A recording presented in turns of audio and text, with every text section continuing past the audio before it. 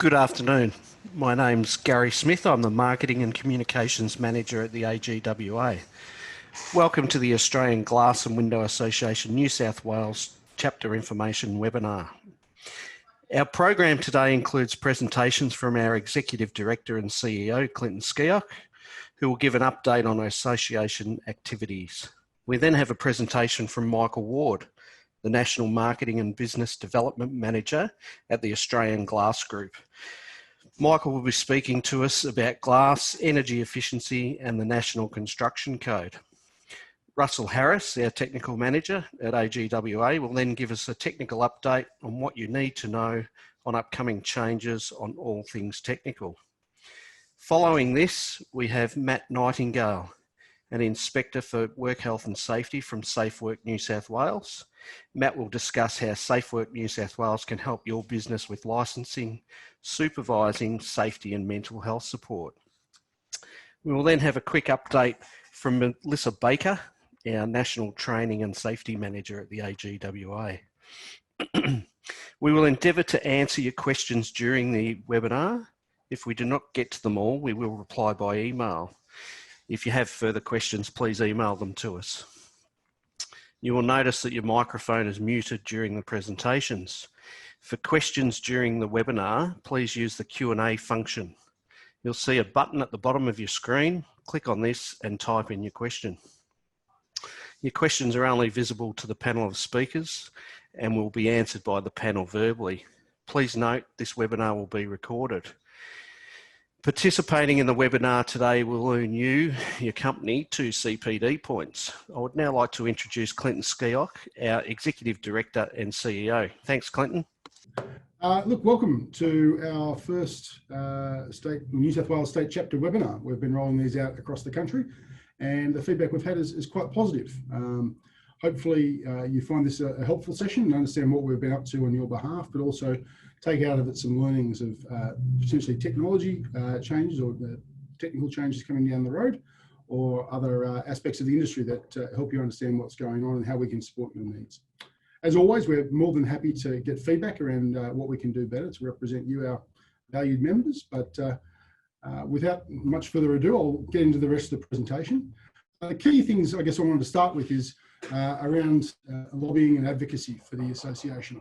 In New South Wales, we've obviously been working quite heavily of late on aspects of stimulus with both the New South Wales and the ACT governments, as well as the federal government. But over the past year, we've been working in lots of different areas. The NCC changes and a lot of the regulatory changes as they apply with the Business Ministers Forum and a lot of the other regulatory bodies such as the Department of Environment.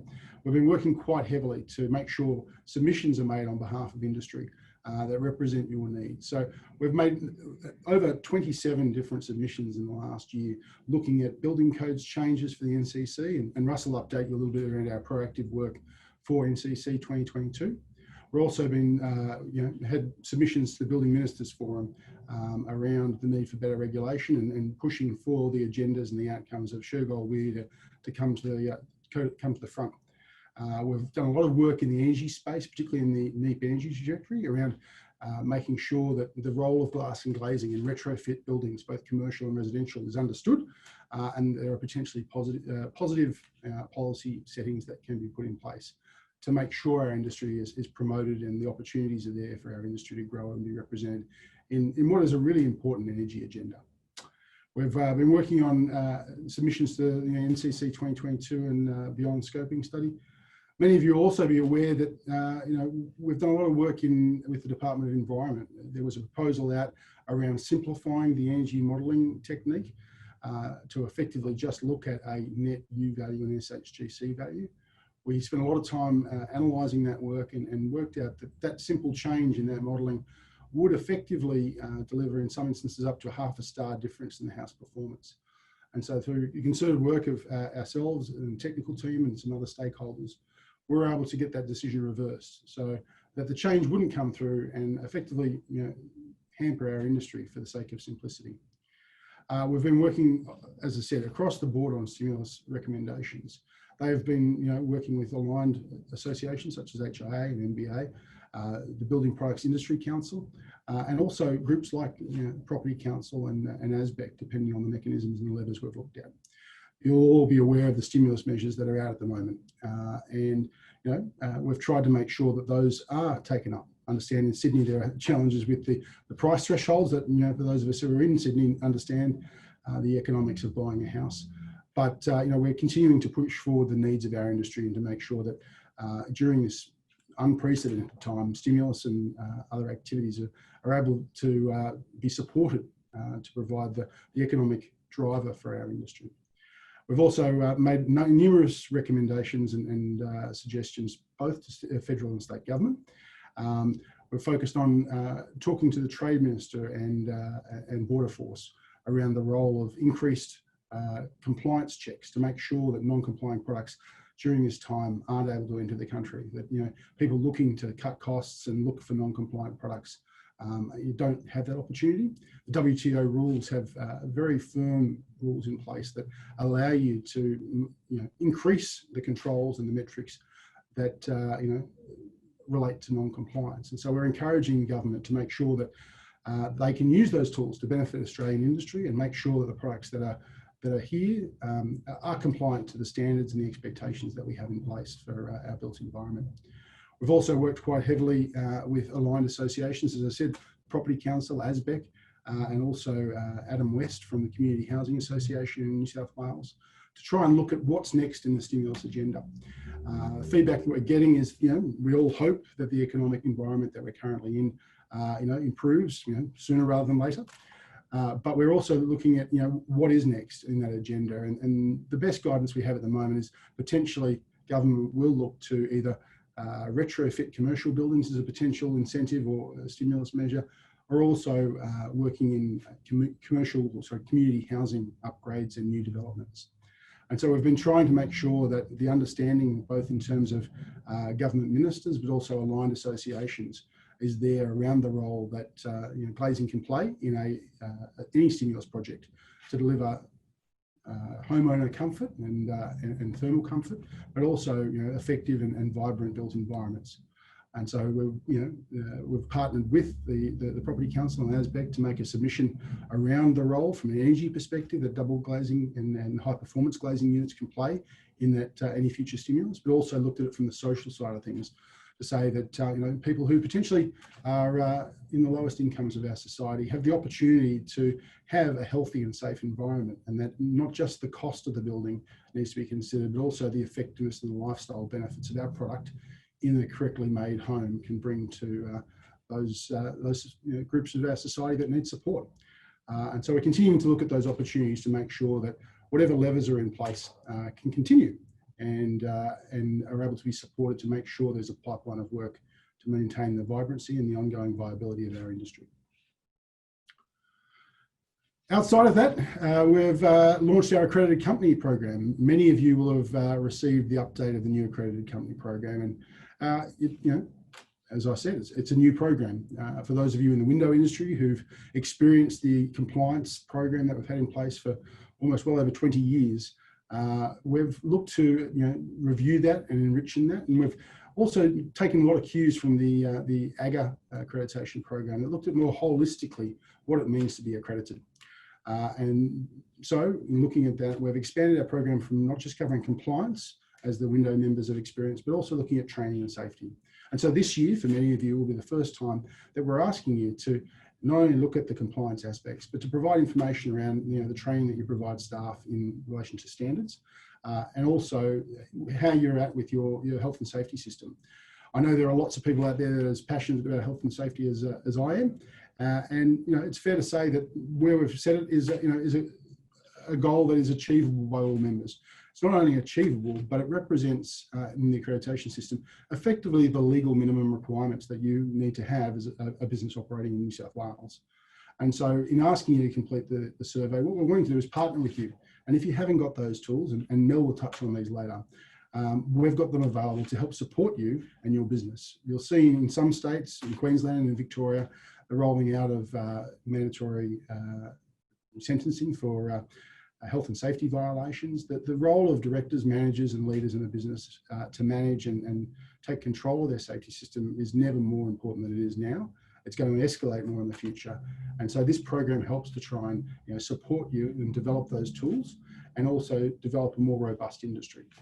We're rolling this out to all our glazing members this year, and for those of you who haven't reviewed the documentation, it's really quite simple. It looks to try and follow through from beginning to end a glazing project, from the moment you quote it to the moment you install it, to make sure all of those elements are compliant with the required standard in glazing, being predominantly 1288. It does seem a bit daunting to start with, but it really isn't. It should take you, about half an hour to complete. And for me, it helps to bring together the association, bring together the industry. So often when I'm out meeting members, the issue around non-compliance and cowboys in the industry keeps coming up. And this is a concrete mechanism that we can do to demonstrate what being an AGWA member is and means, and show that we're taking responsibility and accountability for the compliance of our industry, and increasingly more getting cut through and recognition for the program. When it's completed, we'll have over 900 companies within the AGWA accreditation program. That will make us the largest accreditation program for a product or a building product in the Southern Hemisphere. And with that will come increased reference, increased understanding, increased recognition of the role of our industry and the role of our members in the built environment. As I said, the levels are quite simple: compliance, skills, and training. This first year, we're not rolling out any levels. You may have heard me in the past talk about silver, gold, platinum, especially in the skills, training and safety pillars. We're not looking at those in this year. This year is about a litmus test to understand where you're at and how we can support you on that journey. But absolutely, our subcommittees, both in training and in safety, are looking at what does good, better, best look like and how we can nurture that and encourage you to participate. As I said, the checklist, as you see, this is effectively what you'll get if you're doing one of the glazing audits. It's a fairly simple, logical checklist that outlines what you need to provide and the information that we're looking for. There's no trick questions. It's very simple. You'll get feedback from us as to any issues that need improvement or review, and really is an opportunity for us to work with you to help fill out those areas of your business and really help you protect your business so that you are representing compliant manufactured product or processed product, that you are suitably skilled and have the safety programs in place to build on and protect your employees. At the end of it, if you successfully complete the compliance program, you'll be awarded one of these 3 certificates. Compliance, obviously demonstrating your ability to either meet 2047 or 1288, or both, if applicable. Your ability to demonstrate a foundation level safety management system, and also have the skills and training in place to understand how to apply the standards that are in place. We look forward to working with you, to having the conversation. It isn't as daunting as it seems, and it's absolutely achievable and part of our pathway.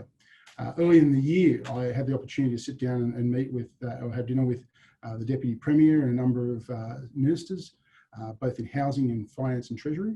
And we're able to have a discussion and outline the benefits of our accreditation program. They were surprised to hear that as an industry, we're taking responsibility and ownership of our pathway. And by combining those elements together, we're not only demonstrating to government that we take responsibility for the health and safety of our employees, but as an industry, we should be relied on. And myself and other members of the team are continuing to work out ways to work with government to make sure that AGWA accreditation matters, is understood and is referenced wherever it can be. The other item I want to touch on is our Master Glazier program. For those of you who have been involved in AGWA, you will have heard of this program before, but we've tweaked it and changed it over the last little while, and I think made it a lot more accessible and engaging and clear and transparent. The first thing, and if any of you are interested, I'm sure Mel can talk you through it, is we've reviewed all the CPD points. We've made it very clear, very easy, and very transparent as to how you can acquire those CPD points. And for example, just attending this webinar would meet some of the requirements of that program. And it's it is quite achievable to make sure that you're building on your knowledge and applying it.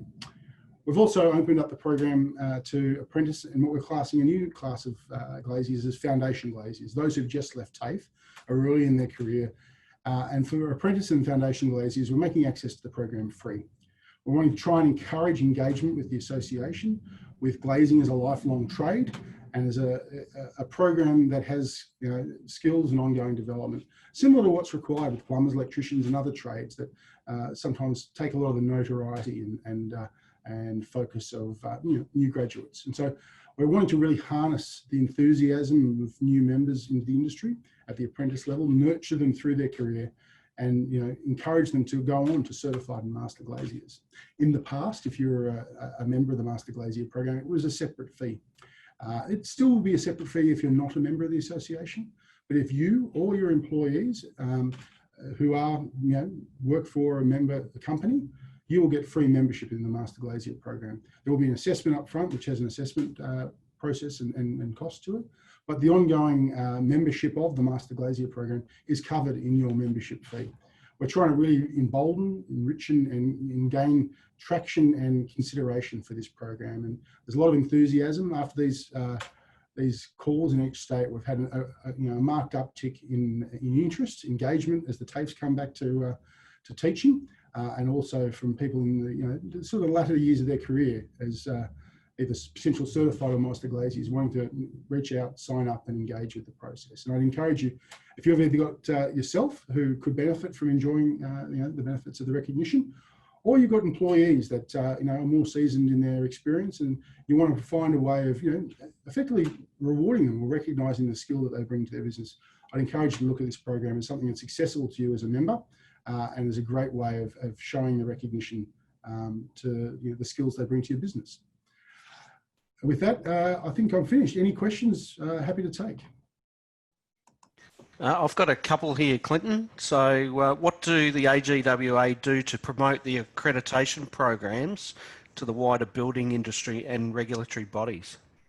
So look, to be honest, it's probably the key leading edge of any discussion that we have with government. So, as I said, if I'm catching up with a meeting with the ministers or regulatory heads, it's one of the key things that delineates us as an industry body is our robust and whole of membership accreditation program. So that's a key thing that gets a lot of traction when we first sit down to have a discussion.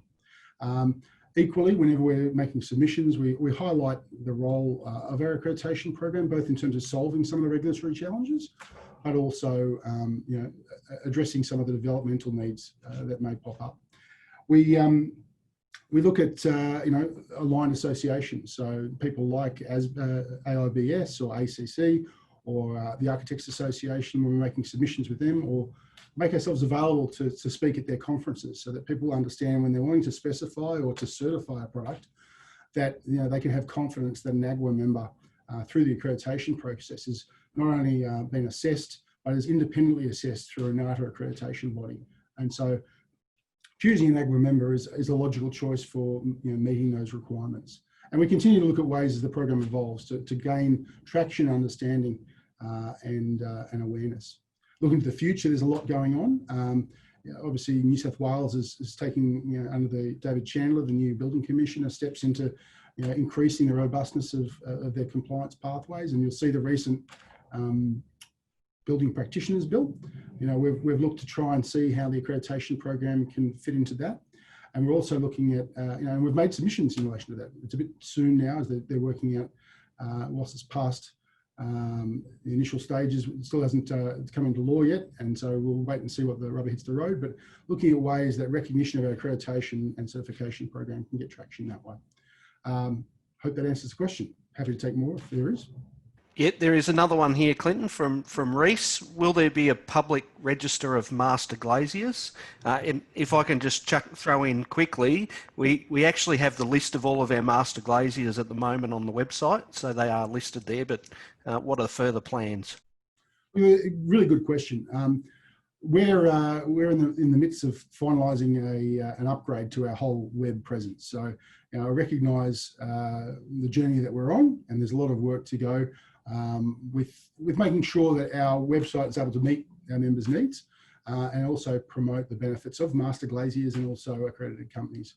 You'll see in the coming months a rollout of that new website, which will hopefully more clearly spell out the different benefits, different areas of focus of our organisation, and make it meaningful and understandable to not only the general public, but you, our members, and other stakeholders as to the information that they need to find. So knowing who a master glazier is and how to recognise them is a key part of that communication. We have another one here from Dean. Are the accredited companies audited at any random time after they have been approved? Really good question. So the accreditation framework works, we are independently audited every year, and then we have a major recertification audit every 3 years. As part of that process, where they assess how we go about our auditing. As a general comment, the auditing needs to take place every year. So we need to make sure that the skills, processes and outcomes that are observed are able to be demonstrated year on year. What we find and what we have in place with our compliance level is that when you've passed a certain number of years without any issue with your compliance audit, they're given a year where you have a self-assessment audit. So there's milestones. The more you're able to demonstrate compliance on a year-on-year basis, that builds up, I guess, to the credit of the accredited company. And so there'll be the opportunity to change the style of the audit to represent that ongoing compliance. But absolutely, as an ongoing compliance issue, and in the first stage, the first 5 years, it is an annual audit, and then it's reviewed based on the performance of that company going forward. I hope that answers the question. Just one more quick one here. Will there be opportunity for companies to exceed the requirements of the accredited company program and receive recognition of exceeding what the requirements are? Look, really good question. I touched on it a little bit there. We originally outlined that the accredited company program was going to have tiers in it. So in our compliance pillar, we have silver, gold, platinum based on the number of years of successful completion without an issue.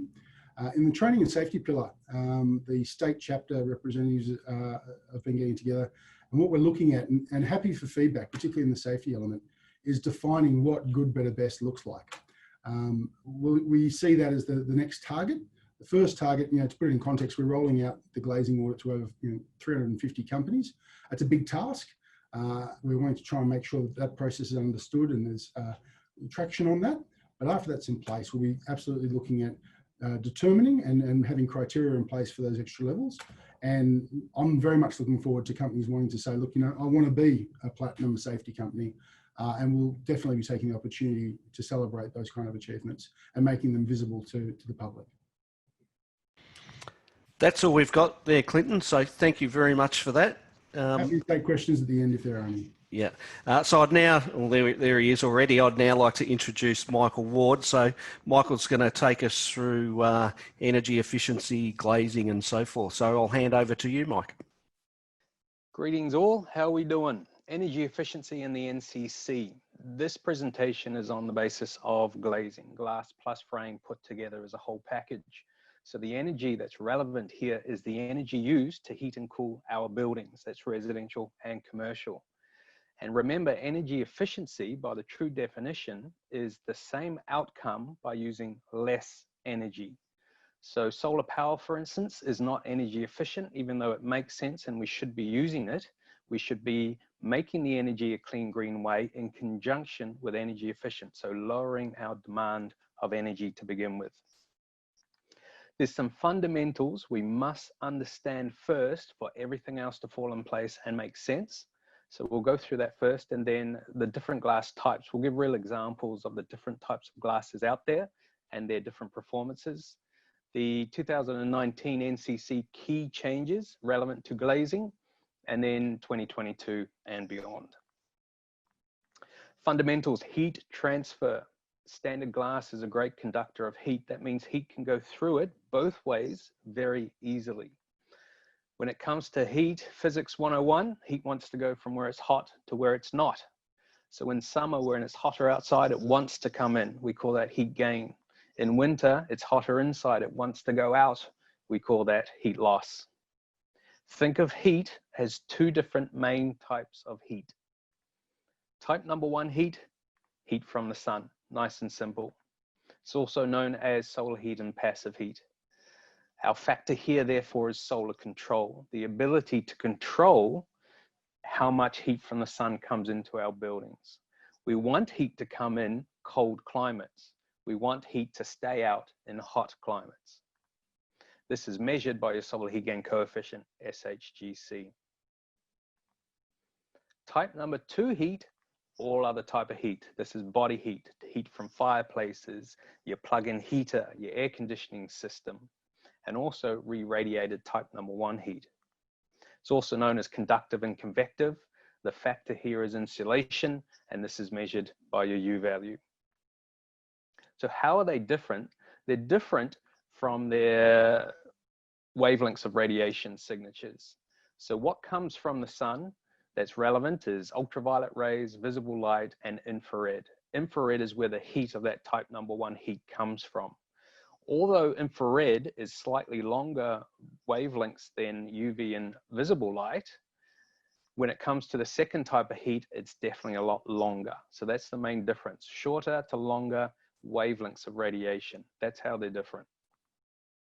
Now, whether you're doing a commercial building or a residential, you're following a assessment program. If it's commercial, a Section J, or a NEIGHBOURS or a Green Star, residential, NatHERS, or specifically in New South Wales, BASIX. Either program you're following and either building you're working with, they're going to dictate 2 key glazing performance factors. Solar heat gain coefficient, full window, which will be given a tolerance, either plus or minus 5% or 10%. The difference being if your assessor was certified or not. And yes, you can have non-certified assessors assessing your buildings for some reason. So the tolerance is tighter on those non-certified, 5% or 10% if they are certified. The other dictated performance is U value, full window, and this must be exact or lower than what they say this particular building needs. It's important to note here that U value, good insulation, double glazing, for instance, is not just for cold environments. Yes, it works fantastic there and it should be used there, but it has a key place in hot environments as well.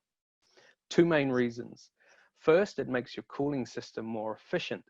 So when it's hot outside, just like a thermos mug is double skinned and it has a reflective metal, just like a double glaze with a low E coating would. Not only does it keep a hot drink hot when it's cold outside, just like winter, but it also keeps a cold drink cold when it's hot outside, like summer. So there's benefits in reducing the energy used to cool by making it more efficient with a good insulating low U value. The second point is at nighttime. On a hot summer night, in a hot environment, that sun is beaming down and the roads, the footpaths, the concrete, the bricks, the tiles, they absorb a lot of that energy. They are hot to touch. At nighttime, the sun goes down, heat wants to go from where it's hot to where it's not, it re-radiates. And then it changes from that shorter to longer wavelengths. It's changed from type number 1 to type number 2 heat. Now, where does it want to go? Inside your building. So in a hot environment, on a hot summer's day, you've got round-the-clock heat trying to enter your buildings. Type number 1 heat from the sun in the day, type number 2 heat at nighttime. That is where good insulation, low U values work for hot environments.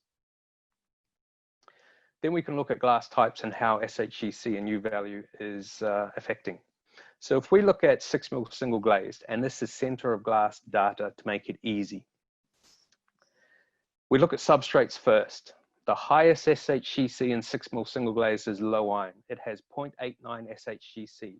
That means 89% of that heat from the sun enters into the building. So you can also say, therefore, 11% is therefore blocked. Then clear float.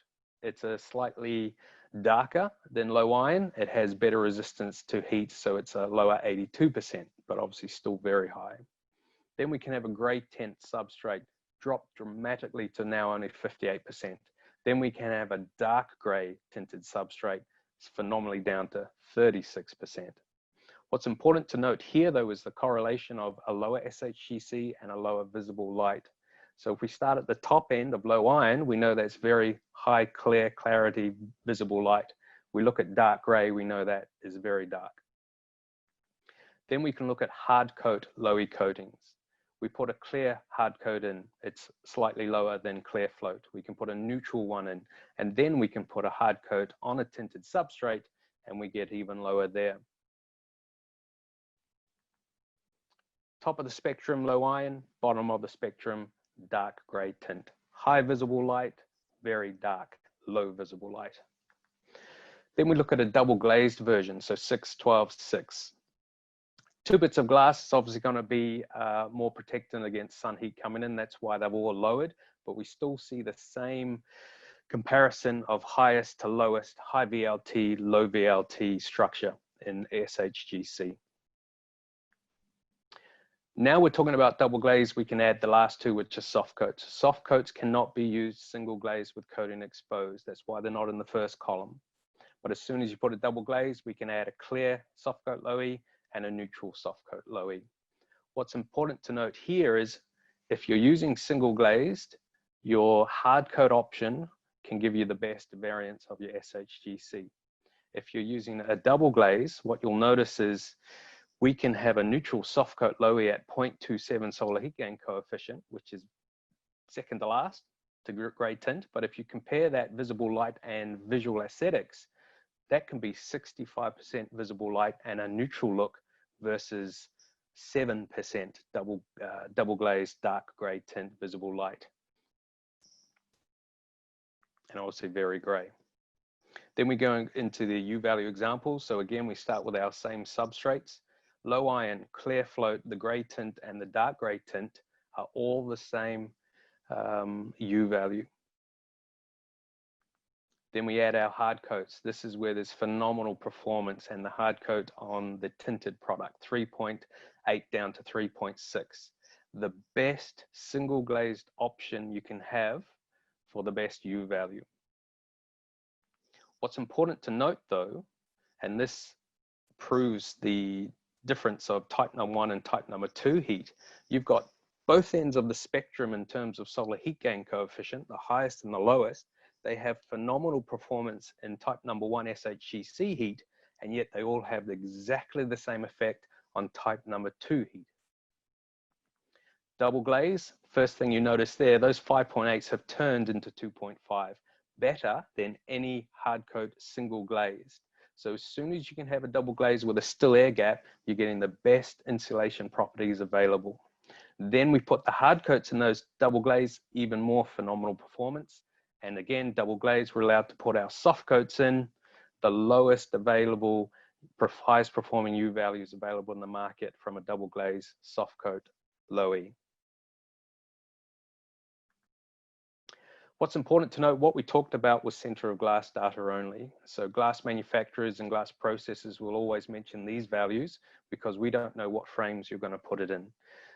This aluminium sliding window is different than that aluminium sliding window versus that timber versus that UPVC. So center of glass data is a great comparison tool. But what's important for our world is full frame data. That's what the architects want to know. That's what the assessment programs dictate. We need full frame data. This particular glass with this particular frame put together, what are those SHGC and U values? And that's where WERS comes in. Window Energy Rating Scheme is just a nice, easy, independent, certified comparison tool. And it's the most easiest confirmed compliance pathway deemed to satisfy. So your standard glazing certificate is sufficient to prove that this job is compliant if you can link it to WERS data. Now the NCC 2019, the key changes relevant to glazing. So 2019, the next edition came out. They come out every 3 years. The biggest effect was on commercial, so volume 1 of the NCC. First thing they did, instead of individual wall calculations and glazing calculations, they've merged together as a full facade. Instead of the glazing calculator, that's gone and replaced with the facade calculator.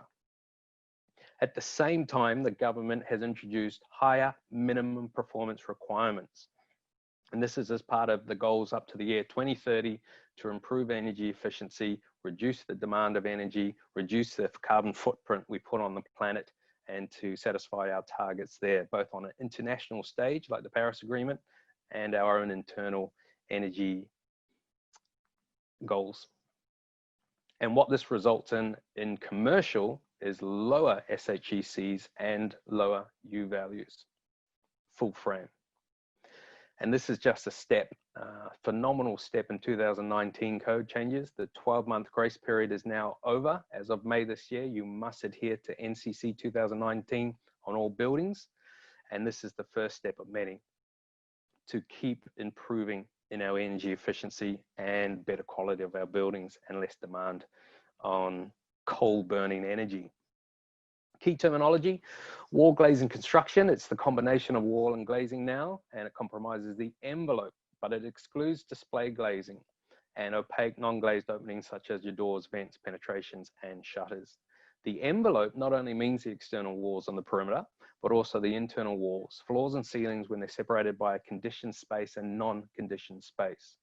And that display glazing, for example, shop front. So the shop fronts are actually excluded from some of these key minimum performance requirements. So sometimes you can get away with more standard options for shop fronts only in commercial. The other factor is the climate that the building will be in. That plays a significant part on the sort of performance we need from glazing. If we look at the top, it's very hot. We're looking for low SHECs here, and we'll cap it with 5 or 10%, depending if it was accredited assessor or not.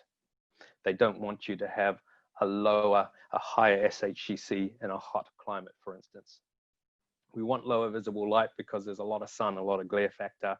And again, as stated before, we do want a low U value in hot climates.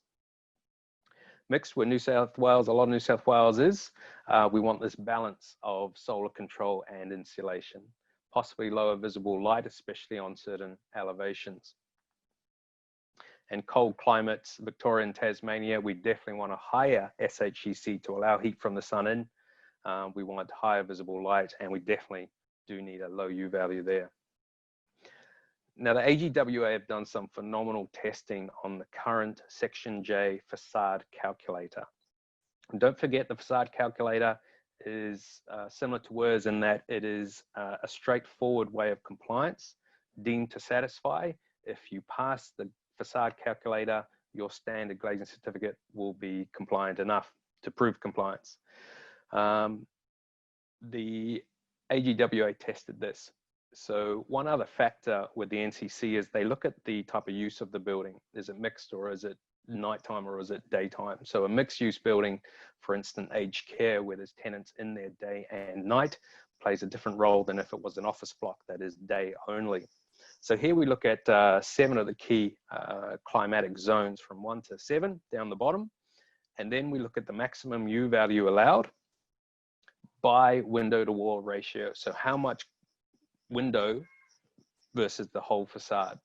So smaller, you don't need as much performance in the U value. Higher, up to 60%, the yellow line, you need phenomenally more performance in those regions. So if we look at Sydney, between New South Wales, between zone 4 and 5, you're looking at anywhere from 5.6 U value with 30% window wall down to 2.6. 2.6 is double glaze with low E and an aluminium frame. If you want bigger windows, you're going down to 2.1, 1.7, 1.5 U value. You're talking phenomenal performance there. You're talking thermally broken frame, aluminium, UPVC or timber. You're looking at double glaze or even triple glaze, 1 or 2 coatings, and argon gas. And then SHGC for the same mixed use buildings across the same climate regions. It's important to note here, this is SHGC on glazing only on a building. It doesn't take into consideration any shading devices used on the building, which will help in this area. But same area, 4 and 5, that's relevant to New South Wales. You're talking 0.35 down to 0.24, down to unrealistic. It's not going to happen with 60% or even 50% window to wall ratios. In area 5, when we're looking at 0.35 down to 0.26, 0.21, 0.17, that's either going to be that super gray tinted glass that we talked about with 7% visible light and a black looking building, or it's going to be some of your highest performing soft coat low E that can try and get you there. Still probably needs a gray glass as well.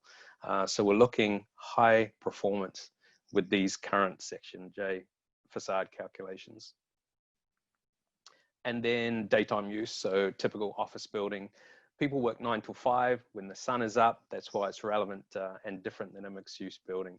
But what's interesting is no matter what zone, the window to wall ratios are the same throughout the entire country. 5.6 U value, in my opinion, is no U value whatsoever. And yet you can have that in Darwin and peak of Tasmania. Doesn't make sense to me. So there are challenges with the facade calculator, and AGWA will continue their great presence to try and work with the government, the ABCB, to add value and answer questions wherever possible to try and get some normality back in. But as you can see, as we get bigger to 50, 60, 70, 80% window to wall ratio, some very low U values still required there. And SHGC, similar sort of patterns. 0.45, you're lucky if clear glass can do that. 0.34, definitely you need a darker glass. 0.27 and down, you need some high performance glass or some really dark tinted glass. So that window to wall ratio, if we didn't use high performing glazing, and don't forget it's not just the glass, it's the frame as well. One answer is really small windows you're going to be forced to use, or paint them black. Or if none of those options are desirable, you have to use high performance units. We're talking low E double glazed units with argon gas and a high performing frame as well, thermally broken aluminium, timber or UPVC. It's going to force us to use more efficient glass, which in the whole scheme of things is great. Ultimately, we get better performing buildings, better quality, better comfort levels, better health, lower demand on energy, and therefore lower demand on energy costs. As a whole, it's a smart move. And then the 2022 and beyond. So the next edition will now look at residential's turn, a same dramatic improvement. So we'll see more performance needed in residential. It will affect initially the colder climates, and this is where lower U values will be significant, or roads pointing to double glazing, and some basic frames also needing the help of low E to get them there in residential 2022 onwards. So in summary, the NCC 2019 is now in full effect. Every building must adhere to NCC 2019. The biggest factor change here was in the commercial, and it's going to see double glaze as standard commercial nationally. Solar heat gain coefficient and U value are the two dictated performance values when it comes to glazing, as per the NCC simulations, and it's going to require lower values, higher performance. Double glaze gives you the best chance to meet the increased values, and hard coat or soft coats will give you the best combatant versus the alternative, which is tiny, small windows. NCC 2022 will see the same effect for residential, impacting definitely colder climates the most. So regional New South Wales, you definitely get cold there, so be prepared. Are you and your team educated and ready for these changes that have happened now and continue to happen? Do you have access to the glass and frames that allow double glaze and these sort of performance values? Are you geared up in your tooling and machineries? But be assured, what we have now available is in Australia. It's made, it's stocked, it's ready available. It is competitive, and it is, and that's helped with the pricing factor of it. When you look at the scheme of things, jumping from standard glass to high performance, the percentage change these days isn't the end of the world. And when you put that in perspective of a whole building, I feel it's insignificant. Thank you very much. Any questions? Yeah, Michael, there's a question here from Doug McDonald. Is the solar heat gain plus or minus 5% or plus or minus 10%? Is that applicable to commercial projects? Commercial plus or minus 10%. Basics, if they're using the 5% really comes from the Nat HERS side, and Basics can use a Nat HERS in their calculations. So if it's Basics for residential, there is a chance it could be plus or minus 5%. Yeah, but commercial's all minus 10%. 10. Yeah, cool. That's all we've got here, mate. But if you can stick around till the end, we might get some more questions as we go through. Absolutely. Thank you. All right. I'd now like to introduce Russell Harris. We're away. Okay. I guess just picking up on what Michael's been putting down there, I think it's fairly clear that over the last 12 months and probably for some time yet, we're on a bit of a steep learning curve. And by that, I don't mean necessarily our industry. I think generally there's a high degree of awareness and innovation going on with product development and systems, but I'm more referring to, or equally referring to, our upstream and downstream business partners. So our builders, our consumers, our architects and building designers, we're all in this together, and information is power. So, you know, I think it's incumbent on all of us to stay informed. Days like today are a big part of that. So Michael, thank you for all of that really good information. But we need to continue that and share that information with our upstream and downstream business partners. I thought I'd take the opportunity just to share with you a visualization of the facade calculator. This is probably going to be the primary tool that you'll see or have access to in the commercial area. It's probably only relevant to a small portion of buildings. I'm talking about things like service stations and shopping centres and you know, your Audis and things like that, where you're not necessarily, the builder's not necessarily going to get a facade consultant or an ESD consultant in to do a full scale assessment on the building. It's more of a simplified assessment, and that's what this tool is designed to achieve. Your larger, your office buildings and your large, you know, your aged care, hospitals, things like that, they're almost always going to have an ESD consultant who will do a performance solution, which there are a different set of rules, and obviously it's a bit like engineering, it's a fully engineered solution. So they're not necessarily going to use the facade calculator in those instances. But where you are working on a smaller development, it's handy to know that the facade calculator is available. This is what it looks like when you download it from the ABCB website. It basically follows a progression. So as Michael explained, we're not just talking about the walls and the glass as separate entities now, we're talking about them combined as a full system, so or what's known as a facade or the envelope. So the glazing, the walls and the shading can be thought of as individual elements to a full system, and that's what the facade calculator brings together, and it's structured in a similar way. The first page you'll go into is the glazing systems. Much like the old glass calculator, you enter in the parameters and the details, and you know, the system type, the glass type, the framing system, etc. And then on the right hand side here, you'll put in the whole of window U value and whole of window solar heat gain. The next step, once you've got loaded in all the window parameters, is you need to engineer or design the wall systems that surround it. You'll enter in different heights and widths and sizes to determine the window to wall ratio, and it will return a green or a red outcome, which is, you know, simply pass or fail.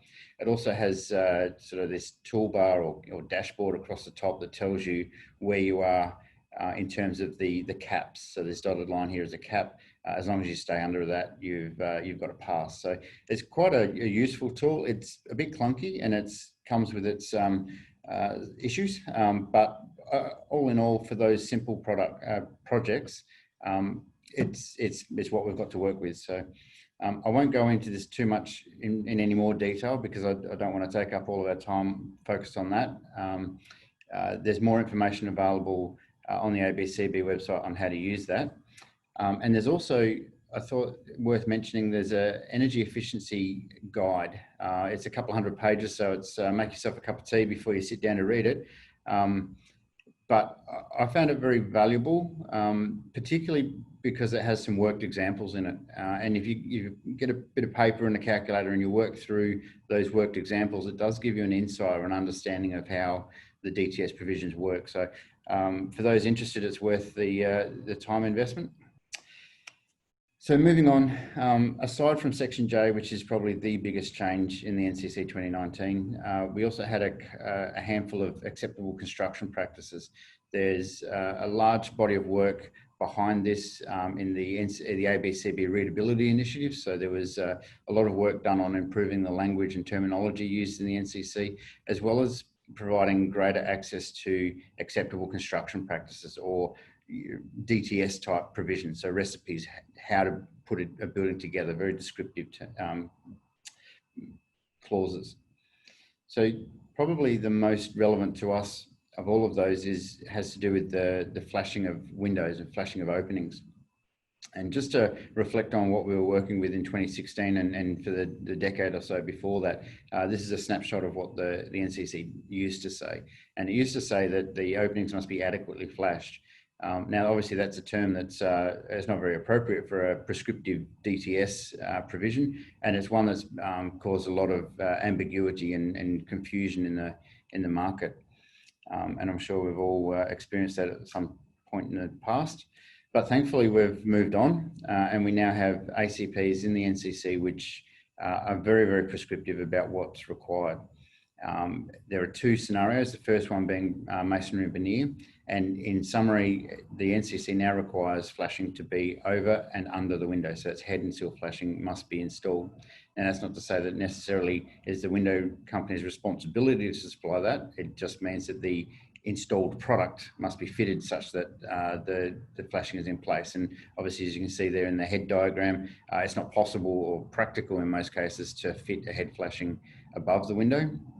It is possible, but the preferred method is as shown there, where the flashing is installed by the builder into the lintel.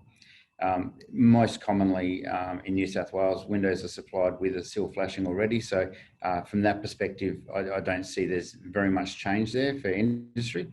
But in some quarters, it's not uniform, it's not universal that all window manufacturers supply sill flashing, and that's something that I hope to see change, because I think it's a great opportunity to evaluate the product. The key target of these changes is timber and composite cladding, as we've seen, particularly in the project home market, a bit of an explosion of lightweight construction. The old brick veneer home is a bit of a unicorn these days. Most of them are some kind of composite cladding, and they typically don't have a cavity, which means they're very, very difficult to weatherproof. So the provisions in those situations are higher. Effectively the same. It's now mandatory to have a head flashing above, which is a fantastic outcome, because it's quite often missed in the past and currently, if I'm honest. The same sill provisions apply as standard practice, but we're now introducing a jam flashing as mandatory as well. There are some minutiae of detail, some 110 mil versus 150 mil, it's the size of the flashing, the overlapping and things like that are explained in the standard, in the code, which I haven't gone through here. But if you're not up to speed on that, I encourage you to reach out to us. We do have some fact sheets, which I'll show you shortly to explain that. We also have videos online. We did those a few years ago now, and they're on you can get to them through our website, which will link you to our YouTube channel. There's 9 videos on installation practices. All of the information in the videos is compliant with the current NCC requirements. As I said, they're on our YouTube page. You can Google AGWA installation videos and it'll take you there, or you can access it through our website, or you can go to search through YouTube. There's quite a lot of content on there. It's more than just the installation videos. We've built that channel up to be, it's a growing entity. As you know, every day I think we're up to about 130,000 views on our videos now. So that message has been out there for some time, and builders are starting to take notice. And now it's a mandatory requirement of the NCC. So those resources are available, and I'd encourage you to share them with your builders and your architects and all of your business partners to share the knowledge and understanding of what the requirements are. Over and above that, we've updated our residential installation guide to include all of the same requirements. We've added to that direct fixed cladding, double brick, solid masonry. We've also got information on UPVC and timber windows, how to flash those. So a much more comprehensive guide on what should be standard practice. Sorry, I'll just go back. And I'd also encourage you to share that. That's a very useful guide. It's got pages and pages of different drawings and helpful information and instructions to guide you through the process and inform your builders on how they should be installing your windows. We've also updated our bushfire guide recently, and that's in response to a revision of AS 3959, which was published in very late 2018. So we published our guide in very early 2019, so about a year old now, a bit over a year and a half.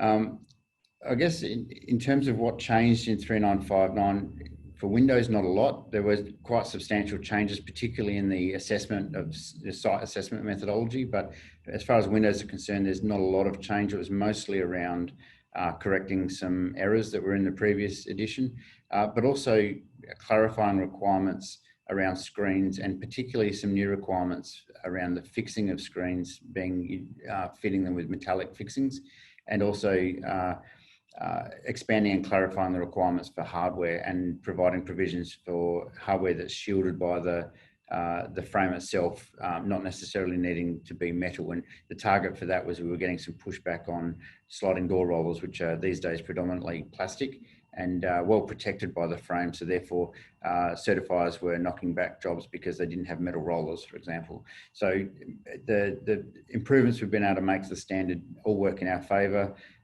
There's no real great surprises there, but if you're not familiar with what the current standard entails, I'd encourage you to do so. And a great way to do that would be to grab a copy of our guide. The guide's written in very plain language. It doesn't use the legal speak that you see in standards. It's very plain English language, lots of like checklists or bullet points about what you need to do, and spells it out very, very clearly. And there's also the last couple of pages are some quick reference tables. So you can just turn to the back and just go across to your bow, down to whatever it is, whether you're looking at hardware, frame, glass or screens, and it tells you exactly what you need to know for that particular outcome. In terms of other information available, that far left one, that's our key message on the window flashing I spoke about. That outlines exactly what is required in the NCC now. It takes the NCC language and explains it more clearly in plain English, and again, just spells it out exactly what needs to be done. It's a simple guide, and it's available for you to just make it available for your customers, share it. Shout it from the treetops, because it's a fairly big issue, and it's a great thing to see coming into the NCC. We've also updated our condensation management fact sheet. Obviously, every winter we see these issues, and we've expanded the content of that fact sheet to talk about the common sources of condensation and communicate that just because there's condensation on the window doesn't mean that the window is the cause of that condensation. There are many factors involved. So I'd encourage you to have a look at that if it's relevant. The middle one there is our Section J fact sheet. It's one of our longest fact sheets, and that's because Section J is quite complex. And it goes through the major structural elements of Section J and explains what's changed between 2019 and the previous editions. The safety glass labelling is a more recent one. That's quite simple, just explains what the requirements are for labelling safety glass. Because we do get a lot of pushback and a lot of questions from certifiers, particularly on what are the requirements. And, certifiers aren't always going to go out and buy a full copy of a standard just to know a little bit of information, and that one's particularly relevant for those people. And the last one there is an updated guide on splashbacks. I should add we've published one additional one to when I put this slide together, and that's on 4284, which is the weatherproofing standard, or the test methodology for testing building facades. It's reasonably common in commercial buildings, and as we've seen greater awareness, particularly in the certifiers on compliance, we've seen an uptake in interest in 4284 and some confusion about the interplay between 4284 and AS 2047. And some misinterpretations there. So we've clarified that for the benefit of particularly certifiers, but also building designers and window manufacturers as well. So I guess that probably summarises what has changed. So it's time to turn our attention to what's coming down the pipe. There are a number of standards which are active at the moment. I've listed them there, and I'll go through them one at a time in a little bit detail and explain what's changing and what we're expecting to see. Probably the most relevant one, or the one that's going to have the greatest impact on our industry, is AS1288. It's in the later stages of drafting now. It's about to go into editing, and it's expected to be published for public comment this year, and is likely to go to full publication early next year. The scope of the background behind this is that the current Section 6 doesn't provide any DTS solutions for three-sided support, and it's got a limited range of glass thicknesses. It only goes up to 12 mil, and commonly, we're talking about much thicker glass types. So the Section 6 has been expanded to include those provisions, and Section 7 is just confusing. There's a lot of work needs to be done there, particularly around the areas of interlinking handrails and provisions for solutions that don't meet the DTS requirements. And on that note, I'll just sort of throw up a few photos of jobs that we regularly do inspections, and we get feedback to us on non-compliant products. And I'm just throwing up here a few photos of examples of non-compliant product that's in the Australian market now. And what we see typically or commonly is the use of spigots and standoffs and the like, and the very flimsy interlinking handrails. All of these examples are non-compliant with the current provisions of AS 1288. They do not comply, yet they're being passed off or certified as compliant with 1288 based on they use toughened glass or laminated glass. There's more to a balustrade than simply using grade A safety glass. Its support conditions are very critical to its overall performance, and there are no provisions in 1288 for standoffs or spigots. And the interlinking handrail provisions that are there are not well understood in the marketplace. And so we commonly see failures, and when we do see failures, they make headlines. They tend to be very high profile, and we get a lot of negative feedback, and it reflects poorly on our industry. So that's really what's driven this the project proposal that we submitted last year to Standards Australia to revise these sections. And we've worked very, very hard in the last 12 months to deliver on those objectives. In terms of Section 6, this is an early draft version, but we've formulated charts which are an improvement on the current tables. They give a more incremental approach, so we can look at the exact height and width, and join the two lines to work out exactly what glass thickness is required. It's very, very simple, easy to use format. So that's a massive improvement on what's there now. And we've also expanded it, as you can see, beyond 12 mil laminate right up to, I think in some cases, 30 mil laminate. So a lot of work gone into developing those. If anyone's familiar with finite element analysis and knows how tedious and challenging that can be, would understand the amount of work that's gone into developing those. We've also added Appendix H, I think. We've added an appendix. I'll take it on notice as to the exact appendix it is. I think it's H.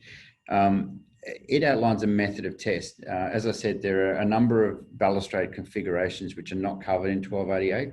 And up until now, there's been no compliance pathway. The only available certification pathway has been to get engineered assessment or engineered solution. Obviously, that's expensive, and it doesn't always come up with the right outcomes, and the engineers doing it don't always understand what the requirements are. And we do see, as I showed there before, prolific amounts of non-compliant balustrade in the marketplace. So to fill that hole, to improve the situation going forward, we've developed a method of test where balustrade systems suppliers can send their system off to be tested, a bit like we do with windows and doors. We can send it off for type testing, and those test reports can be used to underpin the certification of that system. The next, probably on the hierarchy, the next most significant standard that is being revised is 1170 Part 2, and with that 4055, the two standards both talk about wind loads. The difference being 1170 Part 2 is all buildings, particularly commercial buildings, and 4055 is limited to effectively housing within certain size limitations. There's been a lot of debate around what those changes will be. Fundamentally, it's driven by improved data, particularly climate data and wind speeds, site wind speeds. We used to have, when the standard was written many years ago, it was based on climate data, which came from, lighthouses and climate stations, weather stations, which are 100 kilometres apart and, monitored twice a day. And that information was sent through to the Bureau of Meteorology and compiled.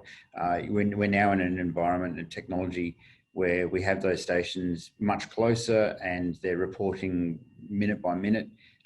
The access to information on wind speeds is much better these days with technology, and as a result, there's some key learnings there that aren't addressed in the previous revision of the standards. So the standards being updated based on that learned or what we've learned from that improved data. The most significant changes are the map, which outlines the regions. Those regions have been remapped slightly, so there's some not expansive, but some subtle changes in the mapping, which is going to impact some regions more than others, particularly the southwest corner of Western Australia, a little bit around Port Phillip Bay, and up around, I think, Port Stephens and that area there are the ones that come to mind where those borders have moved. So they'll be rezoned into a different region. And some also terrain category 2.5 has been removed. Just some remapping of the provisions. As a result of all of that, and all of this is just closed, public comment is just closed, so none of this has actually happened formally yet, but we've had a snapshot and that's what looks like it's going to land on. We expect to see that published later this year, and then we'll have a much better idea of what's happening there. Following that, all of that information flows into 4055, which is a simplified version of that standard, as I said, applicable only to houses. There's been a lot of debate in that committee around the difference between wind loadings on roofs and walls. And as you can see there in that table there was an early draft of that standard, separated N ratings into RN ratings and WN ratings.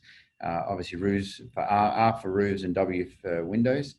And there's some complexities in there that were not very palatable. They were going to cause some issues there. So we've worked very, very hard to push back on that proposal. We don't consider, we've consulted widely with our technical committees and our major stakeholders, and there's universal agreement that those provisions don't work and they're problematic.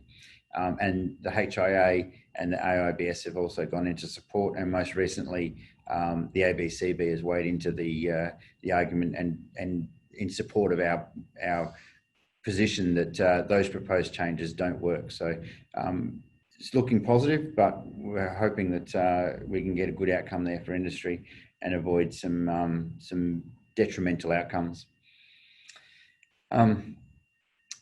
3740 is not a standard that comes across onto our radar very often, but it's waterproofing in domestic wet areas. It's relevant to our members installing shower screens, and the provisions in 3740 at the moment are not very comprehensive. They don't give a lot of guidance about the interplay, particularly the interplay between the shower screen and the water stop angle and the membrane itself.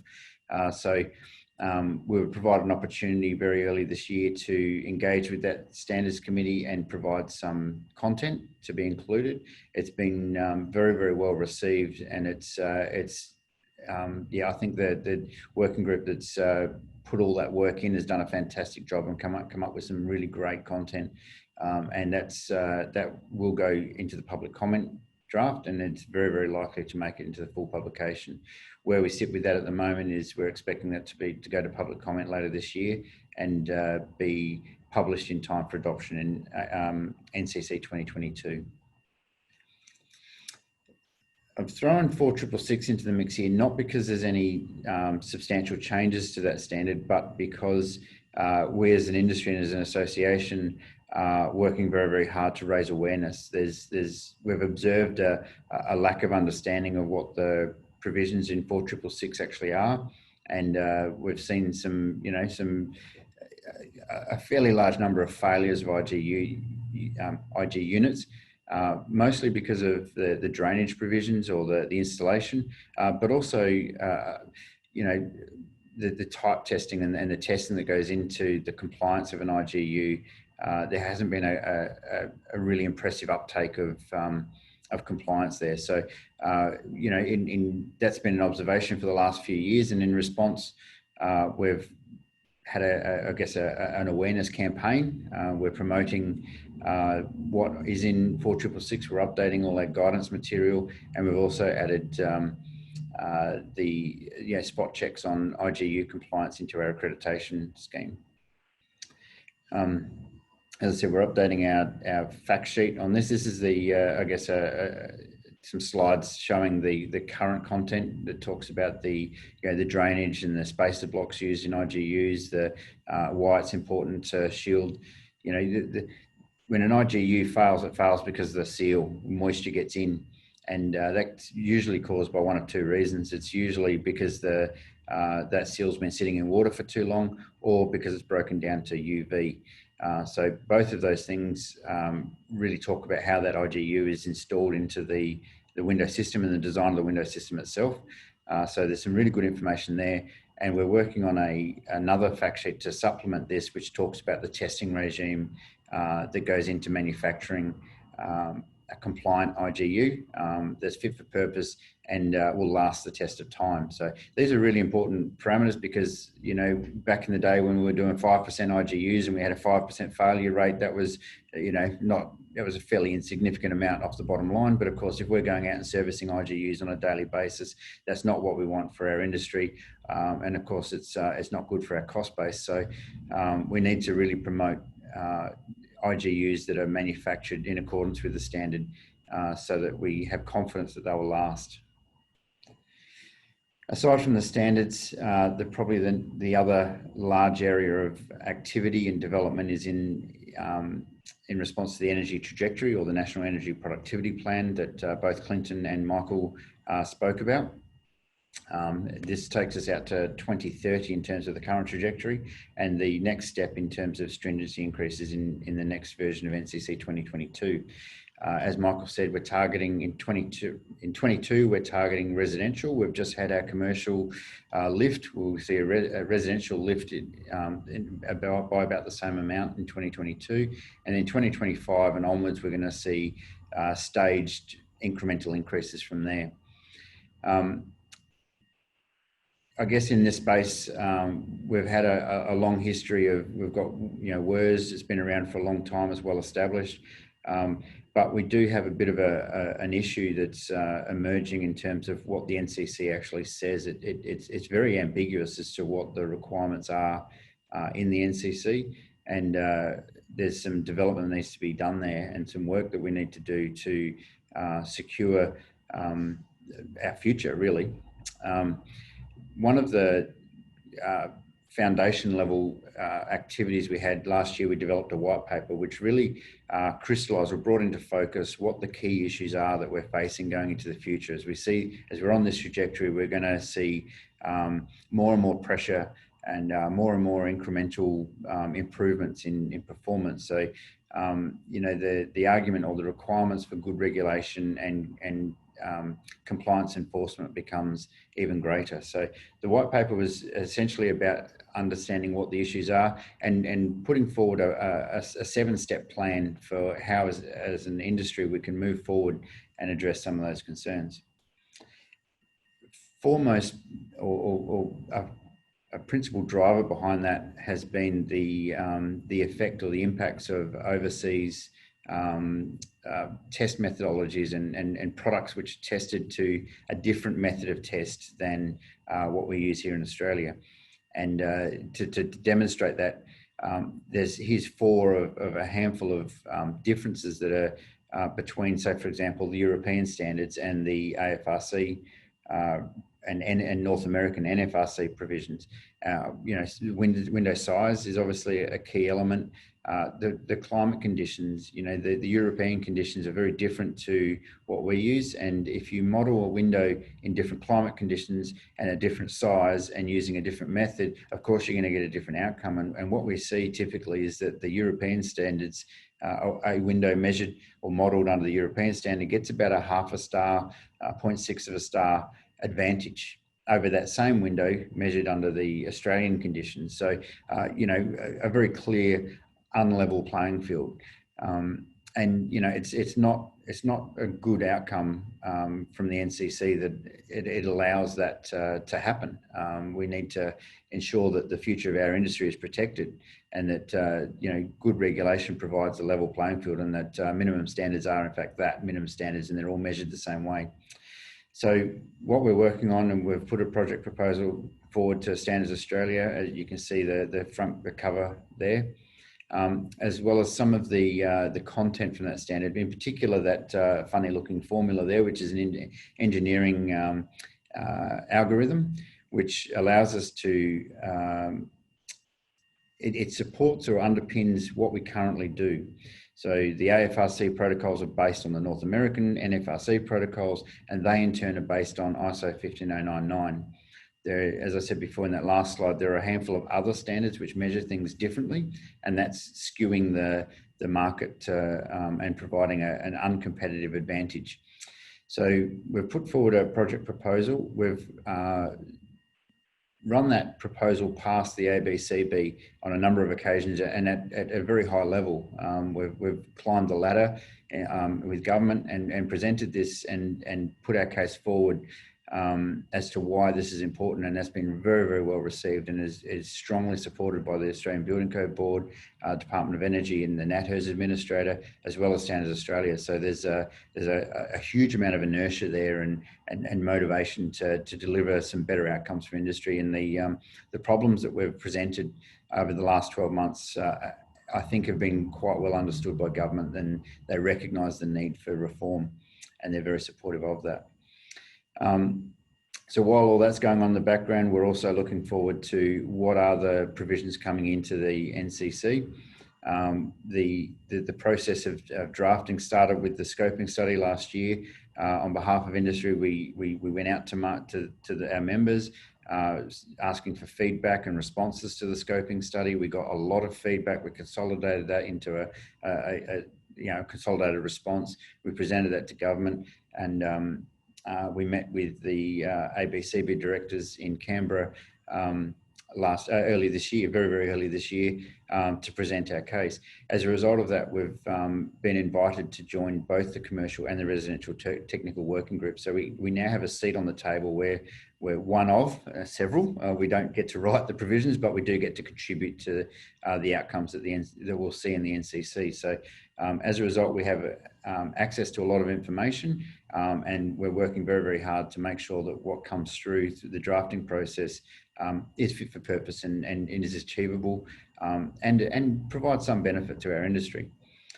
So in terms of where we are in that process, you can see September through to December, we were working on the scoping study, and we're now in the drafting process, which is probably the longest part of the process. We're a little bit further on than that arrows indicates. We're actually probably about halfway, and that's going to close in November.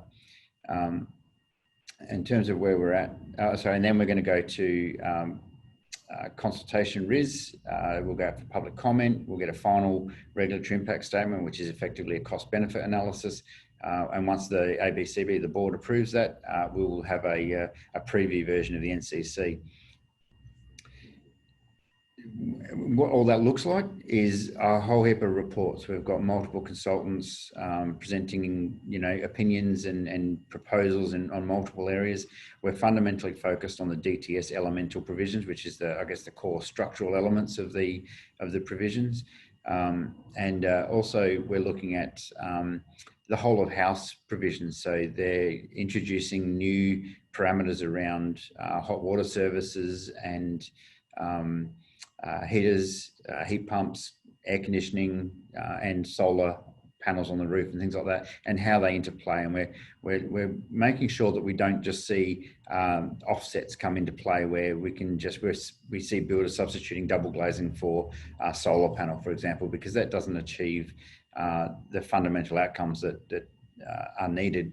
One way of reducing greenhouse gas emissions is to use a renewable energy source, of course, but fundamentally we need to be looking at higher efficiency if we're really serious about this space, and certainly to get into the type of the aspirations of 2030, we need to be to have high performing envelopes in our buildings. So all of that sort of feedback we're plugging into our responses. We've made multiple submissions to various committees. We're really focusing on the advantages or the benefits that high performance glazing provides to the consumer and to the market. And we're talking, we're really defending our wall space here because, there is a substantial risk that if we don't have better performing products, the windows are going to get smaller. That's a knee-jerk reaction from the builders. They'll just make windows smaller. And of course, that's not what we want. And we know that's not what our homeowners and our consumers want to see. Having a lot of daylight and open space, open high areas of glazing is obviously something that is desirable and people want to see in their building designs.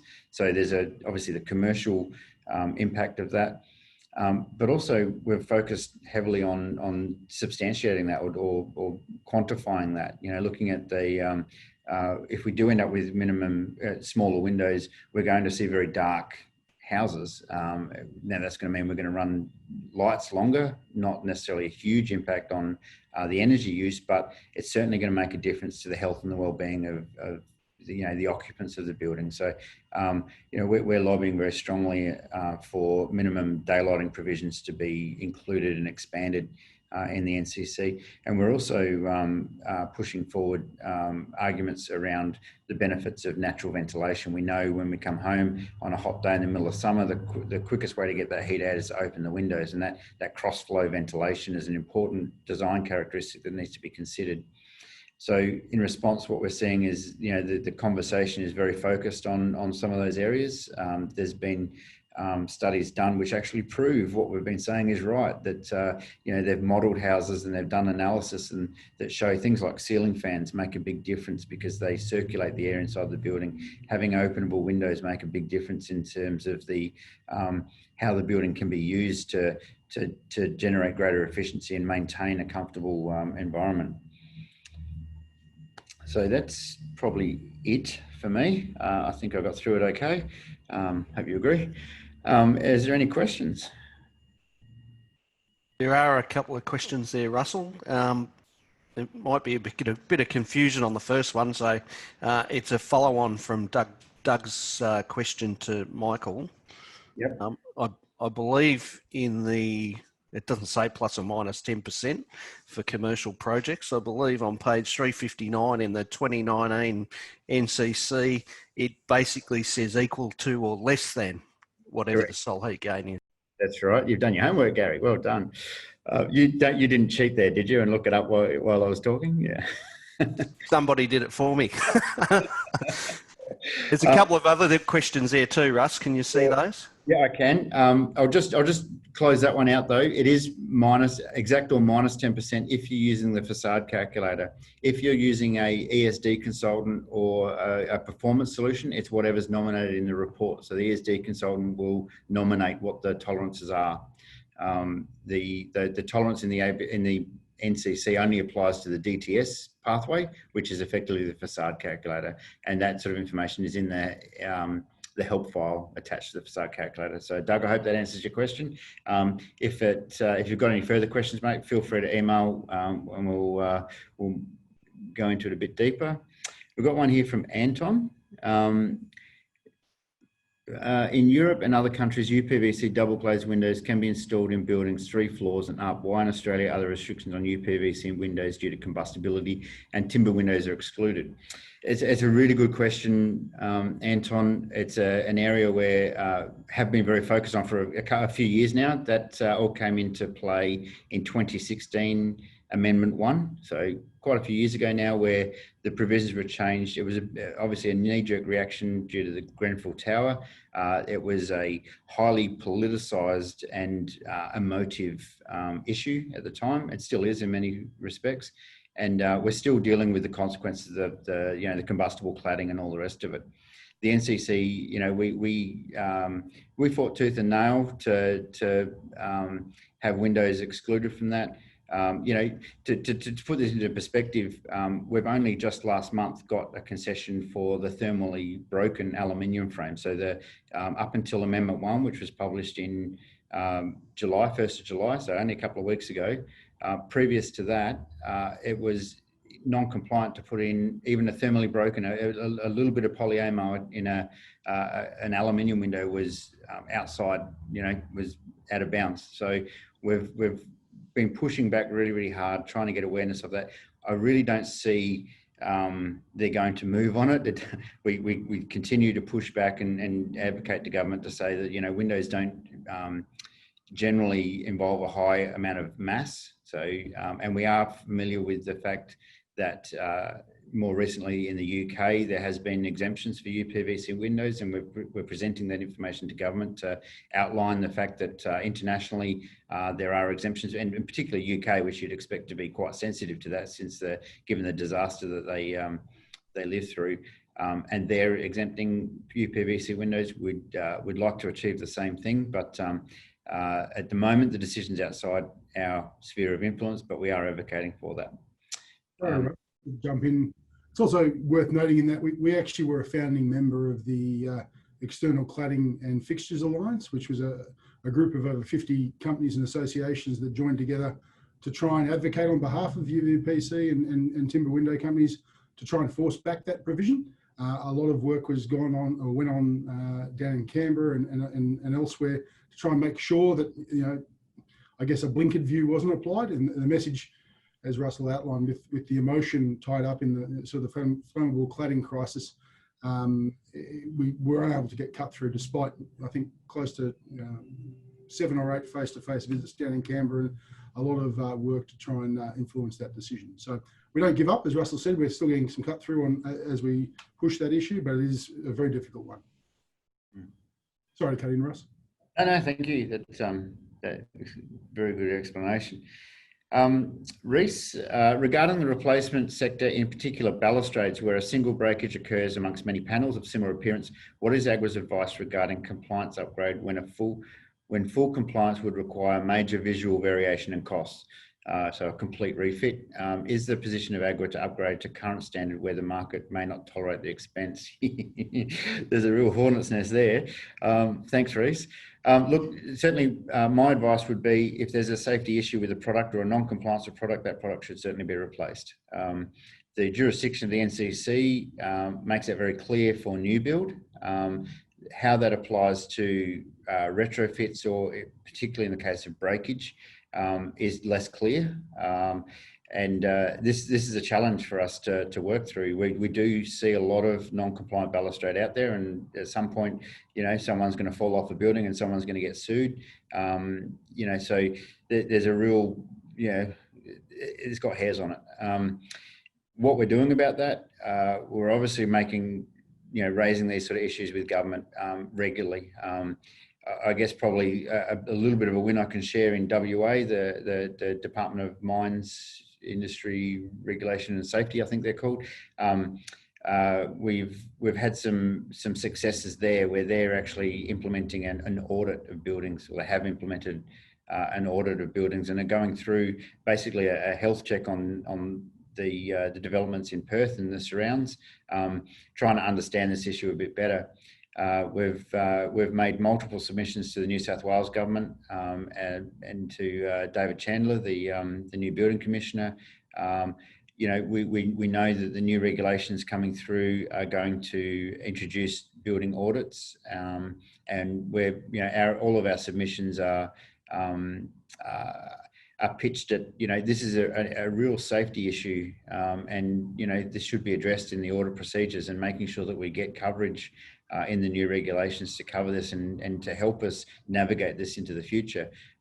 Nothing's landed on the ground yet. This is all just a lot of talk at the moment. You know, the Act has only just been passed. The regulations are yet to be written, and the rollout and the implementation through the new Building Commission is still a fairly fluid concept. Just I think only within the last month we've put in another submission in response to a questionnaire or a series of questions that the government put to us to ask our opinion from industry as to what we need to see in that. So yeah, at every corner, at every turn, we take full advantage of any opportunity that comes up to have that conversation. In terms of a specific answer, I just don't have one. I'm sorry. But let's be honest, you know, the regulation in this space has been deficient for some time, and we've got some ground to catch up. And that's why we've appointed a new building commissioner, and he'll be our best friend over the next couple of years, because we want to see him very successful in his role. Thanks, Russell. That's all the questions there. So we'll now move on to our next speaker.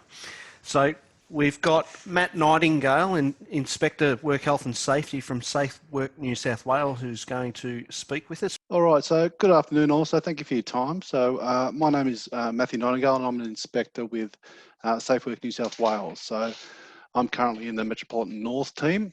So my team and I are generally known as journalist inspectors. So we attend to incidents, respond to complaints, and provide advice to a wide variety of industries. However, SafeWork New South Wales does have a number of specialist inspectors who deal with issues where specific technical knowledge may be required.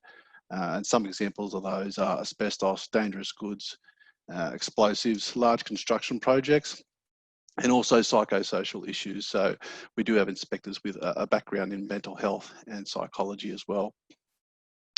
So today I've been asked by AGWA just to talk about a few specific topics, and I've tried to keep it the information as relevant as possible for you. So just a brief rundown of what I'll talk about today, which goes for roughly 25-30 minutes. So who is SafeWork New South Wales, and what do we specifically do? The work health and safety obligations of workers, supervisors, PCBUs, and some of the more recent legislative amendments which you may or may not be aware of. If I refer to PCBUs, for those who aren't aware, it just stands for persons conducting business or undertakings. So I'm basically talking about businesses. So a PCBU is just the broad term used throughout work health and safety legislation. It's used to describe all forms of businesses. So for example, private companies, partners, partnerships, sole traders, self-employed persons, and government departments. So I'll also have a chat about licensing requirements, and I might just touch on the differences between licensing regulated by fair trading and that regulated by SafeWork New South Wales. And finally, I'll talk a little bit about mental health and safety in the workplace, and point you towards some resources that are available.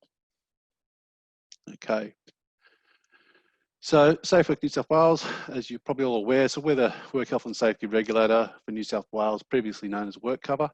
So in September 2015, WorkCover split into 3 separate organisations. So there was CIRA, the State Insurance Regulatory Authority, and they regulate motor accidents, CTP, and workers' compensation insurance, as well as Home Building Compensation Fund in New South Wales. There's also iCare, so Insurance and Care New South Wales, and they deliver insurance and care services to people in New South Wales under the workers' compensation scheme. So if a person's severely injured in the workplace or on our roads, they support their recovery and assist with them returning to work. So and the third arm is us, so SafeWork New South Wales. So we provide advice on improving work health and safety. We provide licenses and registrations for potentially dangerous work. So I'll touch on licensing shortly. And we obviously investigate workplace incidents and enforce work health and safety laws in New South Wales. We promote injury prevention. So most recently, our approach to injury prevention includes free advisory visits in the workplace. That's where an inspector can come out to a workplace, generally small businesses, and provide advice in regarding safety systems and whatnot. So we do workshops and presentations such as this one. We attend to expos and events which have obviously been postponed for now. Our workplace inspections are generally reactive to complaints or incidents, but we also do proactive inspections if there's a specific type of project on. For example, currently we're doing forklift project visits, but we'll go out to businesses and check what systems they have in place regarding forklift safety. So we also provide rebates to New South Wales businesses. So currently there is a small business rebate. So may be relevant to some of you. SafeWork New South Wales is currently offering a $500 rebate for small businesses and sole traders in New South Wales who buy and install equipment that makes their workplace safer. So there are some eligibility requirements around that. So a small business is classified as 0 to 50 full-time employees or equivalent. And you must attend a free eligible SafeWork New South Wales activity before you purchase your eligible item. And examples of that is we have online safety webinars that you can register, or as mentioned, you can get an inspector to come out and do an advisory visit. So some of the examples of the items include, as far as they can be trolleys, vehicle cranes, portable ladders, steps or platforms, and there's a big list on our website. They've also added a few new hygiene products due to COVID-19. So the portable hand sanitizer stations and sneeze and cough guards that businesses use at counter service or reception areas.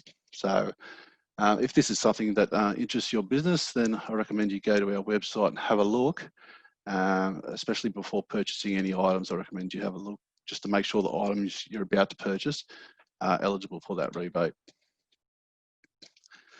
In regards to compliance and enforcement, so we've adopted SafeWork New South Wales has adopted the nationally harmonised approach. So you can see the compliance pyramid here. Most of our work involves information and guidance and advice. So for example, we may refer businesses to relevant codes of practice, which are also available on the website. We do direct compliance, so we also issue improvement notices, prohibition notices if we identify a breach of the legislation. So that's where a business is directed to make work health and safety improvements or changes. We like to work with businesses so they can feel confident that they're compliant. So we generally have a chat to them about what sort of time frame they would need to implement those improvements. And at the top end of the pyramid, and for the most serious offences, we have infringement notices, suspension of licences, enforceable undertakings, and right up to prosecution action. But again, that's obviously for the most serious offences. So work health and safety obligations. So we know everybody in the workplace has work health and safety obligations, so including employers or PCBUs. So they have a legal duty to eliminate or minimise risks in the workplace. And persons with management or control of a workplace, they also have a legal duty to make sure, so far as reasonably practicable, that there are no health and safety risks to anyone working or visiting the workplace. So that could potentially be a supervisor or a manager. When I talk about reasonably practicable, so it's a phrase found in the work health and safety legislation, and it explains the lengths that a PCBU should go to ensure the work health and safety and when eliminating or controlling the risks or hazards in their workplace. So it generally means that businesses have to do everything that is reasonable and practical to ensure the health and safety of their workers and others. Directors and officers. So directors and officers of PCBUs, so they must ensure businesses comply with the work health and safety obligations also. So directors and officers are those who have influence over decisions that affect the business or undertaking, and these include financial or administrative decisions as well. And obviously workers. So, and again, this may include supervisors. So persons may have multiple duties, not just one, but they must take reasonable care for their own health and safety, take reasonable care for the health and safety of others, and comply with any reasonable instruction, policy or procedure that's given by the employer. And the same goes with visitors. Generally, clients, customers visiting or delivery personnel must follow procedures that are set in place by the business. So recent legislative amendments. I just wanted to talk briefly about some of these recent amendments to the Work Health and Safety Act and regs in New South Wales, more for awareness, as these bills often pass and some businesses aren't really aware. So there's been an enhancement of the Category 1 offence. So it now includes gross negligence as a fault element, whereas before it was just recklessness. So it'll generally make it easier to prosecute those who are doing the wrong thing. And again, for the most serious offences. So it's generally been put in place to create a stronger incentive for businesses to manage the work health and safety risks. And then we have prohibition of insurance and indemnity arrangements. So that's to ensure people can't avoid responsibility for paying work health and safety fines. So they can't have insurance policies to cover compliance costs. So there's also been an increase in the penalty amounts for all work health and safety offences in line with the Consumer Price Index. Now, I haven't had to issue a lot of penalties as an inspector at SafeWork New South Wales, so it's not a common occurrence.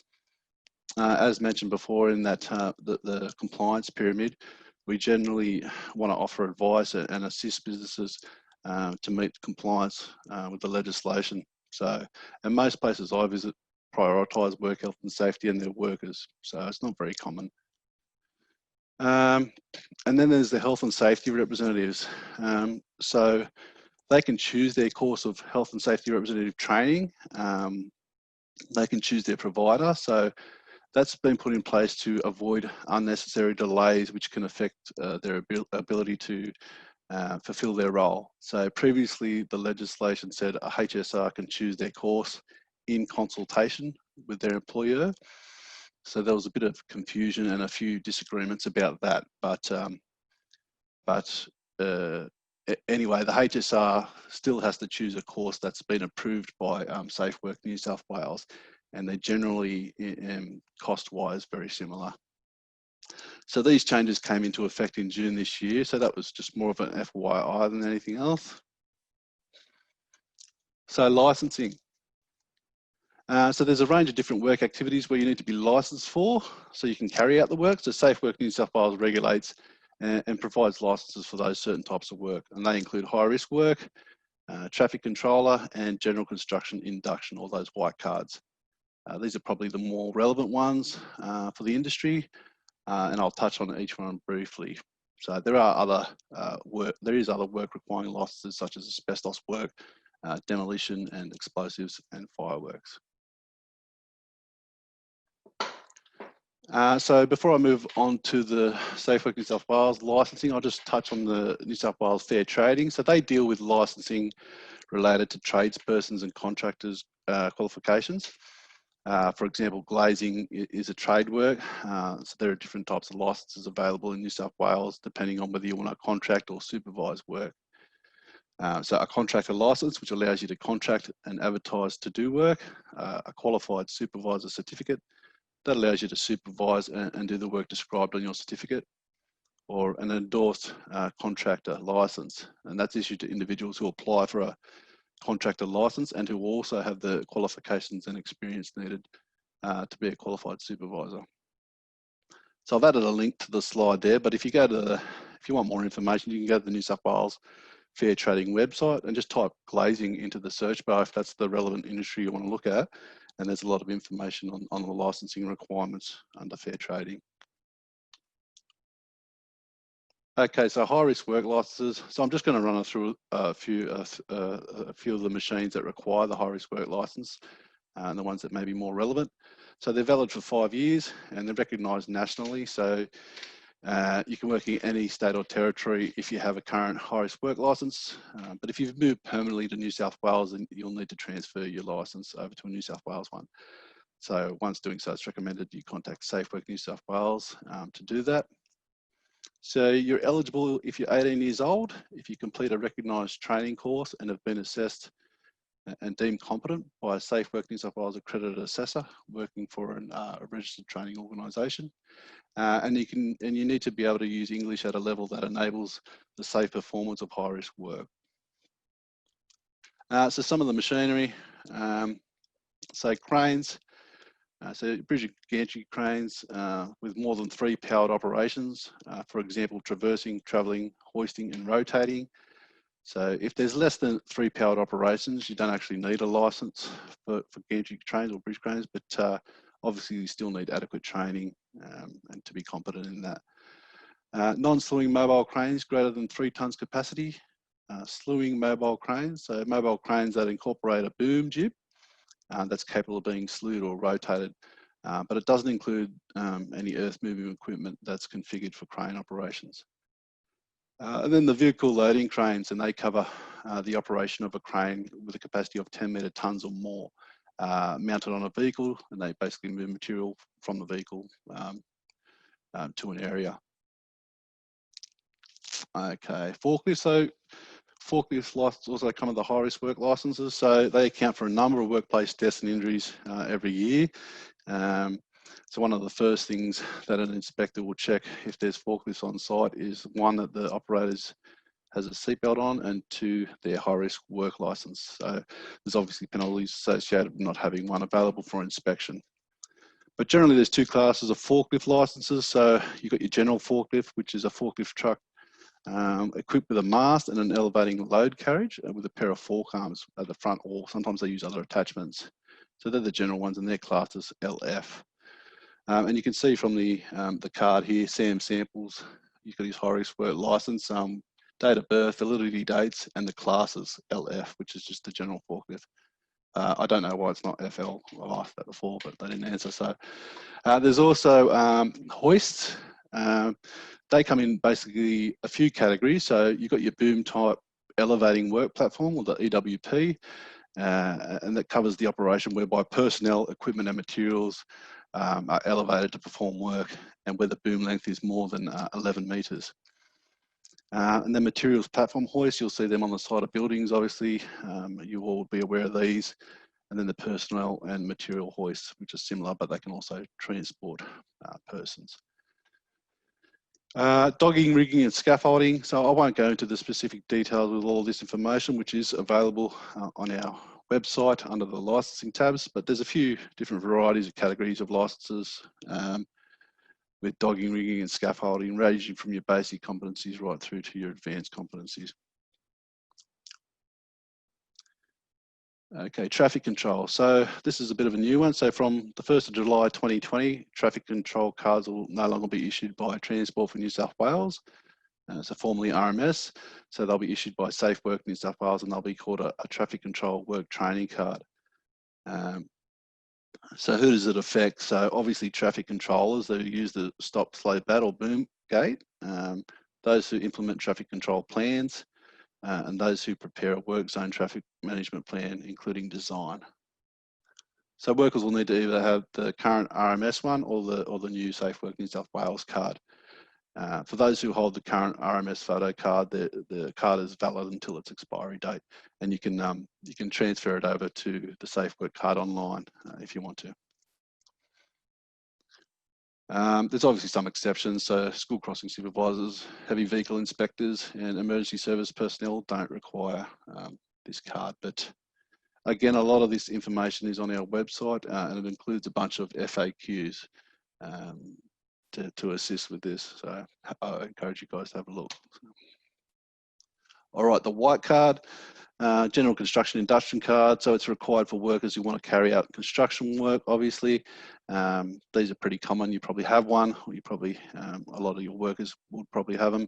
And it's defined, construction work is defined in clause 289 of the regulation as any work carried out in connection with the construction, alteration, conversion, fitting out, commissioning, renovation, repair, maintenance, refurbishment, demolition, decommissioning, or dismantling of a structure. So it's a pretty broad term, but generally the people who need it are site managers, supervisors, surveyors, labourers and tradespersons. So some workers whose employment causes them to routinely enter those construction zones may need them as well. So architects potentially and engineers or whatnot. So mental health in the workplace. So as mentioned, the work health and safety laws are in place to eliminate or minimise risk to health and safety for the workers. And health is defined as meaning psychological as well as physical health. So the work health and safety laws set out specific duties to manage those risks related to psychological health and safety. And just like before, workers and employers have obligations regarding mental health in the workplace. the same as they would with physical hazards. So some of the factors include workplace stresses. So you have organisational stresses, and these can be things like extremely high work demands, lack of role clarity, unsupportive co-workers, or general organisational injustice. And there's also environmental stresses for things as simple as noise, temperature, humidity, lighting, air quality, vibration, etc. So, and the third one is individual stresses. So people respond to demands of work in different ways, but in general, people benefit from a combination of challenging work and having a supportive sort of atmosphere with adequate resources to do their job as best as they can. Workplace bullying. So we regulate workplace bullying. It comes under our legislation. So it's defined as repeated and unreasonable behaviour directed towards a worker or a group of workers that creates a risk to the health and safety in the workplace. So some examples of workplace bullying include abusive or offensive language or comments, aggressive or intimidating behaviour, belittling or humiliating comments, practical jokes or initiation. But again, it's repeated and unreasonable behaviour. So not all behaviour that makes workers feel upset or undervalued is workplace bullying. So setting reasonable performance goals, standards and deadlines, deciding not to select a worker for promotion following a fair and documented process, implementing organisational changes or restructuring, or just generally doing performance management, that's not workplace bullying. Some other stresses are fatigue and violence in the workplace.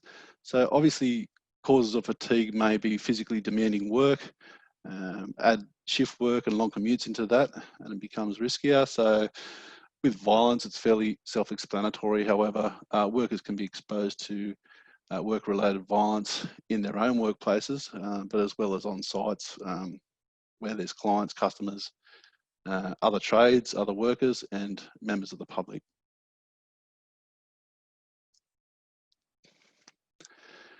Okay, so to assist businesses, SafeWork Australia has developed a national guide, and this guide is intended to provide some more clarity about what businesses must or should do in relation to psychological health and safety. And I can forward links to this to AGWA to distribute for those who are interested.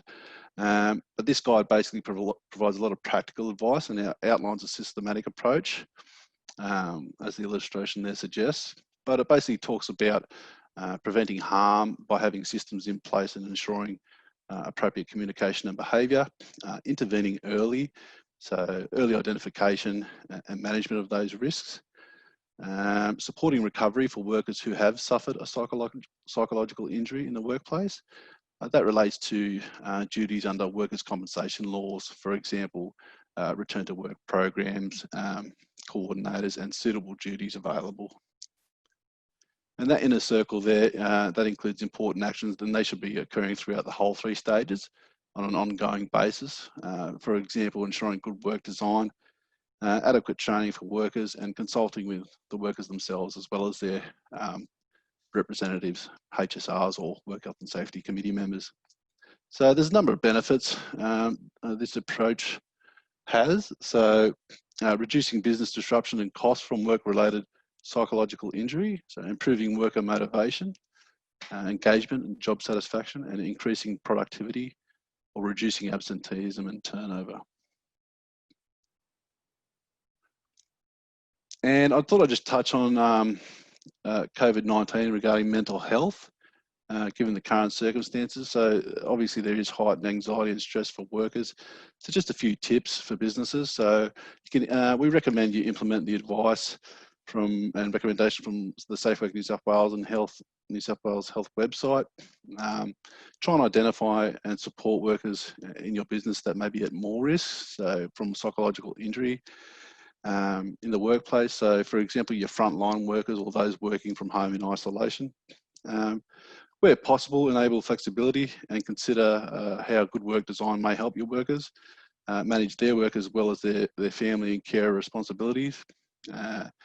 And ensure clarity around leave entitlements so they can be accessed where they may have, again, caring responsibilities of family members. Remote workers may be feeling very isolated, so staying connected with them through regular real-time communication, so by phone or video conferencing, where possible, rather than text or email.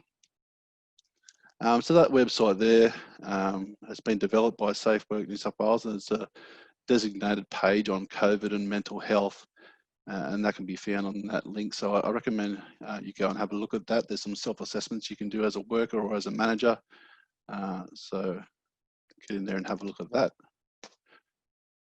So that's all I have. Thanks for your time. So any questions here, Gary? Yeah, Matt, we do have a question from Reese. He's just asking, how do businesses gain knowledge of their safety performance against industry, sector or comparable businesses that are relevant, for example, by state or region? So how do businesses gain knowledge? Yeah, that's very difficult when you don't know what anyone else is doing. I might try and get a bit more information. Is that Reese, off Reese, if you don't mind?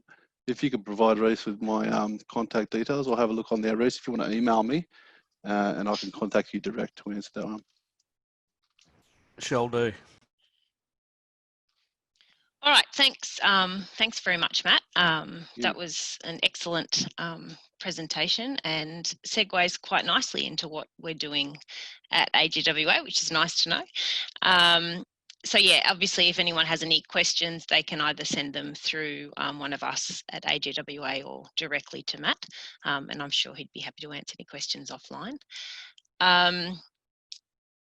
We have a lot of resources that are available. Last month, we did a focus, for those of you that remember, on mental health ourselves.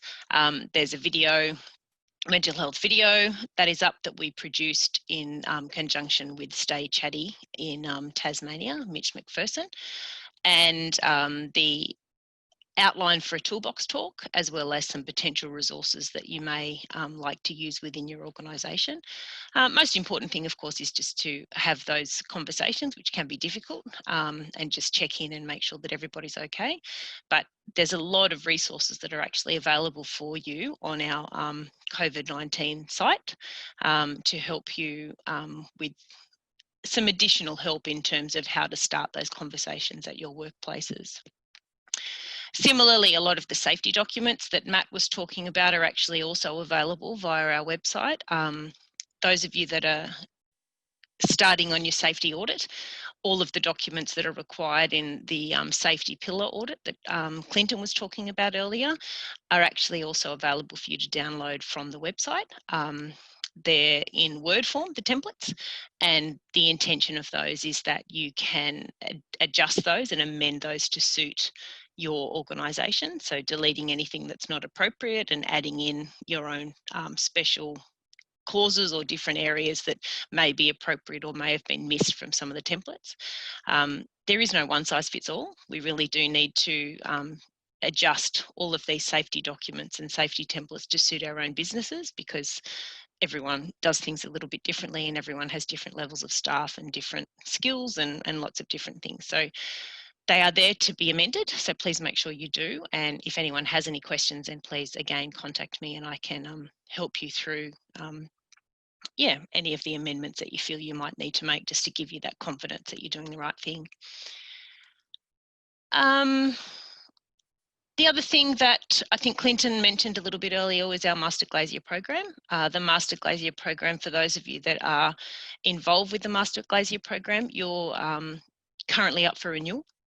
So I have been sending out emails to our Master Glaziers. If you haven't received those, then you need to get in contact with me because your membership has currently expired. It's a very easy process. We've definitely simplified it in terms of allowing you to maintain that currency or that industry currency and make sure that we're up to date with what's going on.